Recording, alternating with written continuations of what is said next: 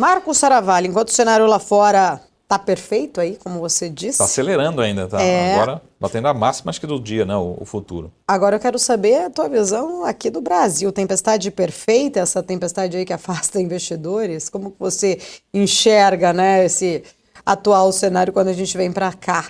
O presidente Lula está aí arrumando um grande problema com o mercado, né? Virou o grande vilão, talvez, dessa situação como um todo.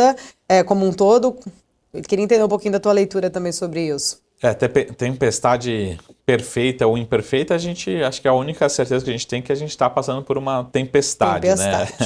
A gente sempre discute assim, os investidores estão começando a nos questionar, para dizer, pô, Marco, é a hora de acelerar, né? Eu estou pegando a bolsa que não anda, né? Múltiplos muito baixos, a gente vê fundos imobiliários derretendo, a gente vê essa curva de juros que não para de abrir, então quer dizer que é a hora realmente de acelerar um pré-fixado, acelerar a bolsa, encher a mão ali nos fundos imobiliários. A gente tem a sensação que os ativos estão baratos. A gente teve essa sensação em novembro, a gente teve essa sensação em outubro, né, em setembro. A grande discussão para mim, o principal fator são dois principais fatores. Primeiro, eu acho que ninguém aposta, infelizmente, numa queda da expectativa de inflação, isso é muito ruim. Se a gente olhar para o que a gente chama para a inflação implícita dentro, né, vou colocar assim, dos títulos, é uma inflação muito alta, ou seja, os investidores estão falando essa inflação vai descontrolar, e isso é muito ruim para todos. A grande preocupação, inclusive na capa dos jornais ao longo dessa semana especificamente, que isso em algum momento, essa inflação descontrolada, ou a expectativa de inflação descontrolada, vamos colocar assim melhor, né, os juros necessariamente, quem falava que tinha que estar 12 já jogou para 13, quem está com 13 jogou 14, tem gente falando de 15%, pessoal, é muito ruim, isso é muito alto. Imagina ter que chegar para 15% para controlar a expectativa de inflação.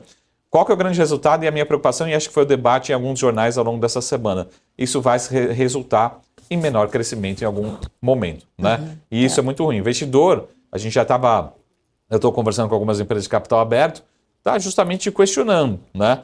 Pô, será que um projeto de uma TIR, por exemplo, uma taxa interna de retorno de 18%, 20%, faz sentido eu correr esse risco? Será que não é melhor eu poupar ou melhor devolver esse recurso para o investidor, né, como dividendos? A gente está vendo uma aceleração de distribuição de dividendos. Não é à toa, porque, de certa forma, se você não tem um projeto que viabilize, né, ou seja, que traga um retorno acima desse custo de capital, é melhor devolver para o acionista.